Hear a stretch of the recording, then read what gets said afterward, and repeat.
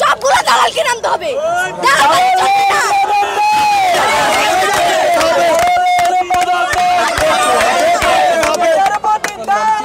আমার নাম সাইমা আক্তার, আমি 10ম শ্রেণীর শিক্ষার্থী।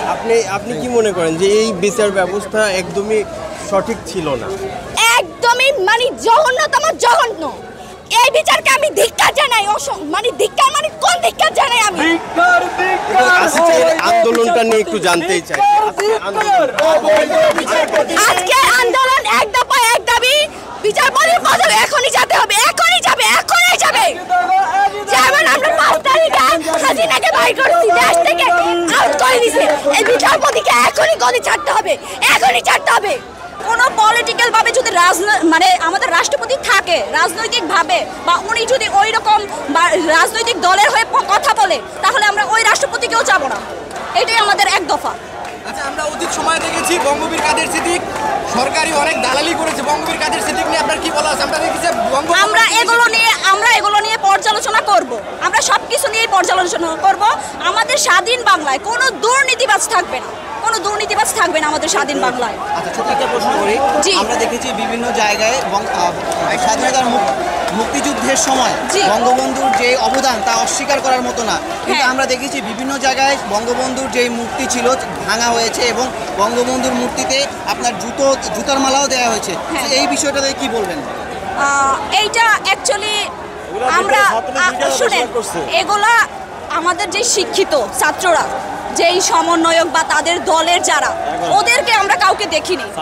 এখন তারা এগুলা কারা করছে এগুলারও হবে, কিন্তু আমাদের মানে বঙ্গবন্ধুকে নিয়ে আমাদের কোনো কথা নেই। উনি আমাদের স্বাধীনতার সময় অনেক অনেক অবদান রেখেছে। এখন যেমন আমরা যেমন যেই সমন্বয়কদেরকে দেখছি, ওনারা যেমন আমাদেরকে আমাদের যেই স্বাধীন বাংলায় যেই স্বাধীনটা করছে ছাত্র সমাজ, তো সেরকমভাবে হয়তো বঙ্গবন্ধু সশরীরে মুক্তিযুদ্ধে অংশগ্রহণ করতে পারেনি, কিন্তু সে যতটুকুই করছে আমরা ইতিহাস জেনে, এখন ইতিহাস সঠিক না মিথ্যা সেটাও আমরা জানি না। আমাদের ইতিহাস যতটুকু জানানো হয়েছে আমরা ঠিক ততটুকুই জানি। সেই তুলনায় আমরা বলবো যে বঙ্গবন্ধুকে অসম্মান করা ঠিক না। তাহলে পরবর্তী প্রজন্ম, আমাদের এখন যে সমন্বয়ক, যেই রাষ্ট্র যারা স্বাধীন করছে, তাদেরকে পরবর্তীতে তাদেরকে অসম্মান করা হবে। এটাই আমাদের কথা। আপনি কি মনে করেন কিনা যে এটা তার কন্যা শেখ হাসিনার কর্মফল? অবভিয়াসলি হ্যাঁ। শোনেন, শেখ হাসিনা উনি শুধু ক্ষমতায় থাকার জন্য উনি ওনার যেই ছাত্রলীগ, যেই মন্ত্রী যা আছে সবাইকে একদম দিয়ে দিছে, তোমরা যা খুশি করো, শুধু আমাকে ক্ষমতায় রেখো। ওনাদের এইটাই, এই সুযোগ নিয়ে ওনার যেই কর্মীগুলা যা করছে, শেখ হাসিনার এই পদত্যাগের বা ওনার যেই মানে পদত্যাগটা হয়েছে, উনি যে দেশ ছাড়া হয়েছে, এটার সম্পূর্ণ দায়ী উনি নিজে। কেন? কারণ উনি এই ওনার কর্মীদের দিয়ে সব কিছু করাইছে। না, শেখ হাসিনা আসতে পারবে না। উনি যদি আসেও উনি রাজনৈতিকভাবে কোনো কিছুতে অংশগ্রহণ করতে পারবে না, আর উনি রাজনীতিতে থাকতে পারবে না যদি উনি আসেও। হ্যাঁ, উনি যা করছে সেটার বিচার তো হবে, কিন্তু উনি আসলে কোনো এই আওয়ামী লীগ উনি জড়িত হবে এই সুযোগ আর দেওয়া হবে না।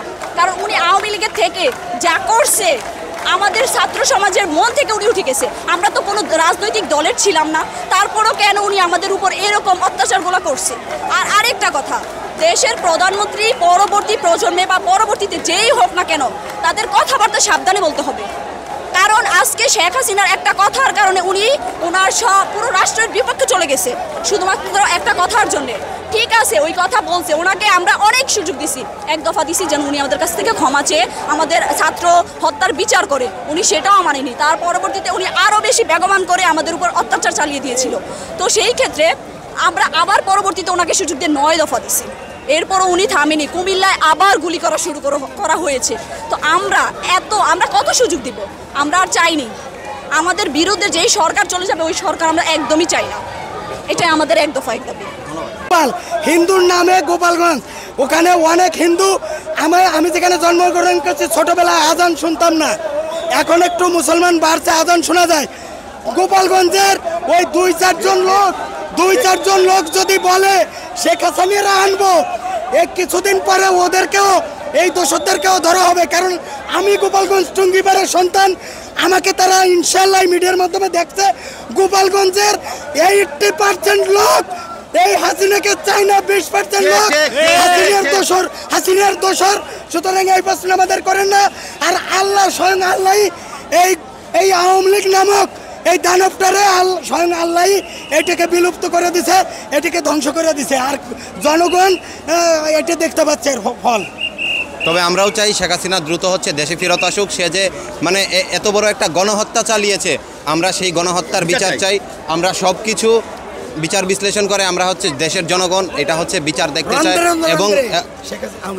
এবং তার সাথে যারা আরও জড়িত আছে আমরা তাদের সকলের বিচার চাই। এটাই হচ্ছে আমাদের চাওয়া।